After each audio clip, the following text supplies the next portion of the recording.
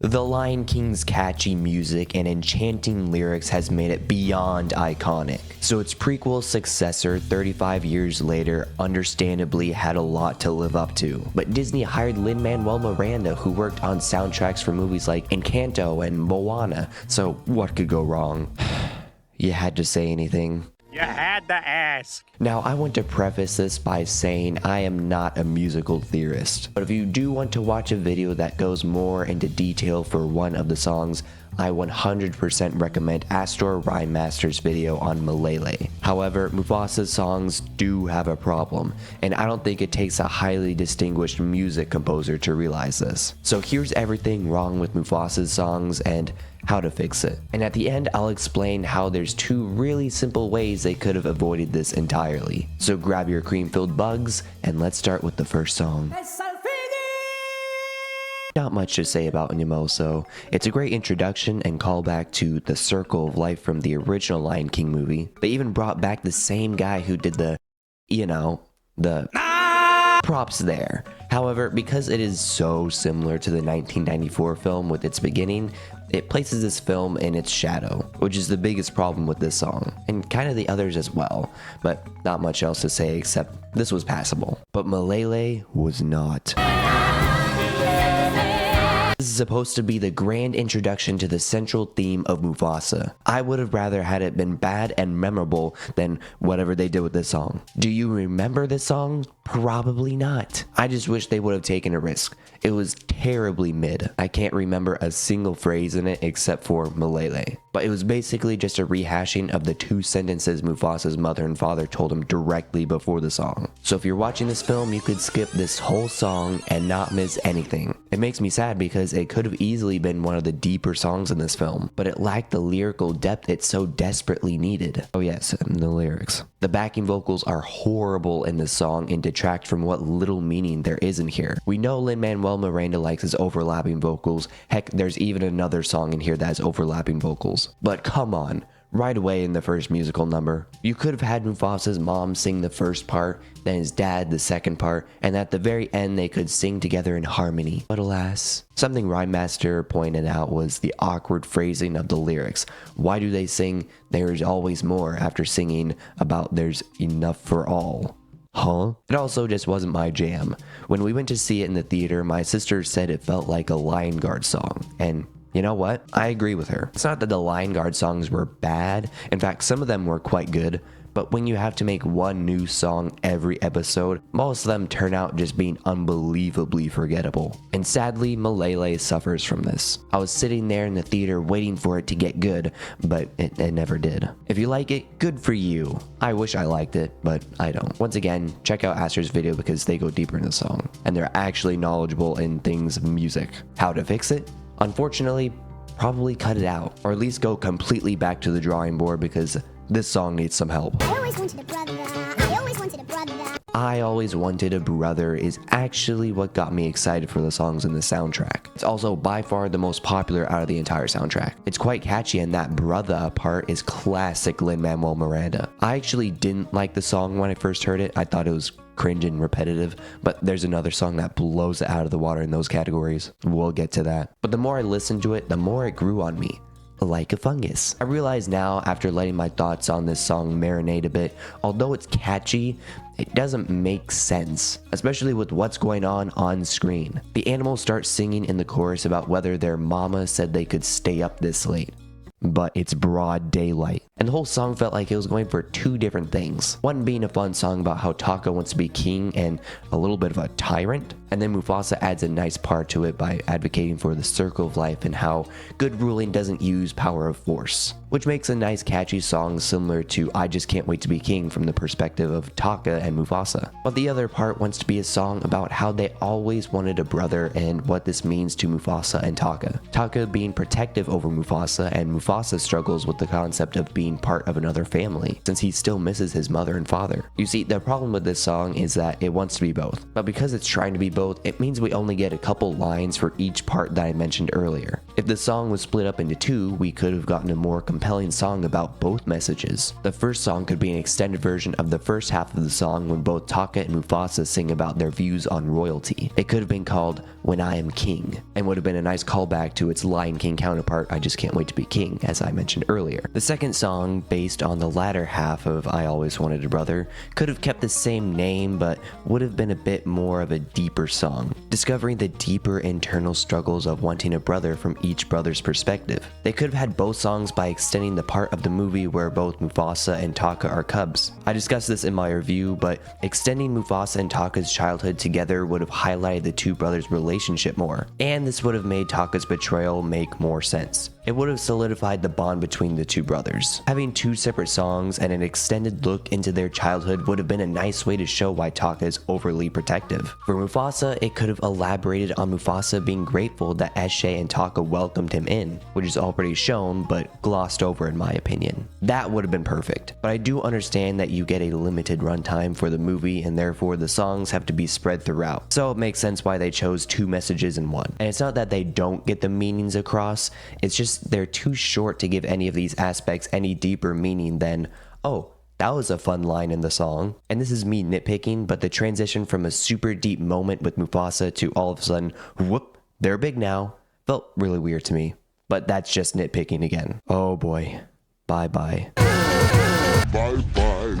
The first of two villain songs in this film. Well, the one's kind of a half song, and even then it's more of a betrayal song. I mean, it's literally in the name, but I'll get to that later. Let me preface this by saying this is by far the most memorable and catchy song of the whole Mufasa soundtrack. And in that regard, this song is phenomenal. I've actually listened to this song on repeat multiple times. Fun fact, originally there wasn't going to be a villain song for Heroes in the script, but Lin-Manuel Miranda insisted on it. And I think you can tell that this song was his baby. Even with all the criticism I'm about to give, you can tell that Lin-Manuel Miranda had fun making this song. And that translates to a genuinely interesting and captivating song. But that doesn't mean the song gets a pass. Now, I could understand how they would want to portray Heroes in this song as a type of antagonist that knows how powerful he is and enjoys toying with his victims, which, by the way, Mads Mikkelsen did a phenomenal job on this song. I also get why they would want to tone it back on the violence to keep this film at its PG rating. But when I first heard Heroes say bye-bye in the theater, I thought I misheard it. There's no way he just said bye-bye. And then he kept saying it. It's not the phrase itself, but how it's used. Making the other lions go bye-bye is such a weird way to say he's going to kill them. Once again, they probably used it to lighten the mood for little kids, but you made your movie live action so it would appeal to a larger audience. The least you could do is have a villain song that actually takes itself seriously. It just feels so elementary to refer to killing as making you go bye-bye. I feel like there have to be other phrases that could have been used. Catchy, yes. Cringy, most definitely. But I suppose that's kind of the genius behind it. Lin-Manuel Miranda has a strange knack for creating extremely memorable and catchy songs that use everyday phrases like "you're welcome," and "bye bye" is another one that he can add to his belt. However, the biggest problem of this song is that it suffers from a lyrical and visual disconnect. It's a song about how he's going to make them go bye bye. Throughout the song, there's lyrics like "hope you can run" and "I'm going to be the last thing you see," but throughout the entire song, we see no violence at all. Once again, yes, it's PG, but a little bit of fighting and swipes at Obasi would have been fine. Old Disney animated films got away with way worse. Throughout the song, I was waiting for something to happen, for them to fight or something, but nope. The white lions just circle around Obasi's pride. They don't even try running like the lyrics suggest. The song felt like it was written to be a more dynamic song, with Kiros and his pride running and chasing after Obasi and his pride. But it wasn't just that. Come to think of it, all of the Mufasa songs lack what made the Lion King songs so dynamic, which was that during the songs, we take a break from reality and see these insane things like the whole world changing color, or a hyena march with thousands of hyenas. The songs were never realistic, but they were also never boring because of that. Of course, the Lion King 2019 songs nixed the unrealistic song portions, but that's because that movie was basically trying to be a scene-for-scene ripoff of the original, just realistic. And how do you translate that or that to live action without removing it. The Mufasa film was trying to improve on things from its predecessor, and in some ways it did, like giving the characters facial expressions. It just did not improve with the visual storytelling, at least with the songs. And I'll discuss this more, but if this was animated, they could have easily gone with the wacky musical numbers of the old animated movies. In this song in particular, we could have seen a black or blue silhouette of Obasi and his pride trying to get away while Kiros is menacingly singing in the background, taking them out one by one. And the best part of this, you wouldn't have to show any violence. You could just have a white silhouette of Kiros flicking away a black or blue silhouette of one of Obasi's members, and we would have gotten the picture. Then at the end, you could go back to reality to show only Obasi is left. Ooh, now that would have been good. A good example of something similar to this is Tonight We Strike from The Lion Guard. It shows Janja the hyena in a colorful world stomping on Pride Rock and cornering quivering prey. Something we unfortunately will never see now that The Lion King has gone realistic. We Go Together was close to being a really catchy road trip song. It even had multiple parts from multiple perspectives, which was a clever way to show what each character was thinking and feeling at this point. But I don't know, there were some things that were just off with it. For starters, why is the soundtrack version of the song mixed so awfully? I get why it sounds a little different because the song without the movie effects and mixing will, sound different. And in this song, the camera is moving back and forth between characters, so the mixing on the individual voices will be louder or softer depending on who they are or where they are in frame. So why did they forget to turn up Sarabi's vocals in the soundtrack version? In the movie, I didn't notice anything, but listening back to the song on Spotify, I could barely hear her. Obviously, it didn't affect the movie at all, but still annoying. The actual song itself is a bop, and the characters are moving all around the canyon they're in, so it's visually one of the more interesting ones to watch play out. Still wish they would have gone a little more crazy with the visual representations of the lyrics. I mean, come on, this is a prequel to The Lion King. Have some fun. The meaning behind it differs depending on the line you look at. Rafiki, of course, starts this, probably just to have some fun, I don't know. One person we get to hear from is Zazu. That's right, even Zazu has an actual singing part in this, which is fun. He sings about how he's looking after Sarabi and how she's in his care, which is sweet. Mufasa sings about how he'll find his family, then Sarabi joins in with him, which is a nice connecting moment between these two because they have commonalities. And then there's Taka singing about how much he wants Sarabi, which is so cringe. But it works because it shows Mufasa relates to Sarabi in a duet with her, while Taka just views her as a prize to be won. And there's a lot of overlapping lyrics in this. Lin-Manuel Miranda just really likes people singing over each other, I guess. And it works well. It just would have worked a lot better if the song was longer, because basically every part has an overlapping lyric from somebody else. If there would have been more individual singing time, it would have made the more ensemble parts feel more grand and fun. But as it is, it's just a lot. In the theater, I was just overwhelmed by the song and how short and how much it is. The lyrics also felt like Miranda wrote them out of obligation rather than passion. Most of them just don't flow right. Like this lyric from Taka, like clouds and rain, works. But directly after, like a meal in a field of grain, just doesn't flow nicely. And I get that Taka is supposed to be super awkward, but clouds and rain and a meal in a field of grain? What is that supposed to mean? It's so generic. It's also kind of like rap talking, which Lin-Manuel Miranda likes a lot, but for The Lion King, it just doesn't really work. Although it's fun, it's just too much, and this song would benefit from a rewrite. The love song gets a pass because it's not horrendous. It's practically impossible to top what Elton John did with the original. The lines, "Can you feel the love tonight?" are just so simple and iconic. And "Tell Me It's You" just didn't capture the same magic of the original. The instrumentals just weren't as grand. Not that they needed to be, but in order to differentiate itself from the counterpart and not live in the shadow of The Lion King's love song, it needed to be way more different than this was. It felt like a Broadway musical answer to "Can You Feel the Love Tonight?", which once again doesn't work for The Lion King, especially realistic Lion King. It makes sense why this is because Lin-Manuel Miranda did Hamilton, and that's just sort of his style, but it's definitely not my style. Some people like it, and that's awesome, but The Lion King works best in my opinion when it works some of the African culture into it. Like I Just Can't Wait to Be King has more African drums than a traditional drum kit in it. Its animation style during that sequence is inspired by African culture's vibrant use of colors and shapes. This love song felt too heavy on the electronic instruments, but it also just isn't my style, so if you enjoy Hamilton songs, you'll probably enjoy this. As for the visuals, yeah, not much better. All of the songs in this live action style just suffer from being boring to look at. In this one, Sarabi and Mufasa just move around on a snowy mountain. Whoop-de-doo. I do like how they used ice as a window and mirror, but that was the only interesting part. And it was a choice to have Mufasa open up his insecurities in this way, but the fact that we never see him open up and be vulnerable any other time or to anyone else just felt strange. Like, well, guess he got that out of his system.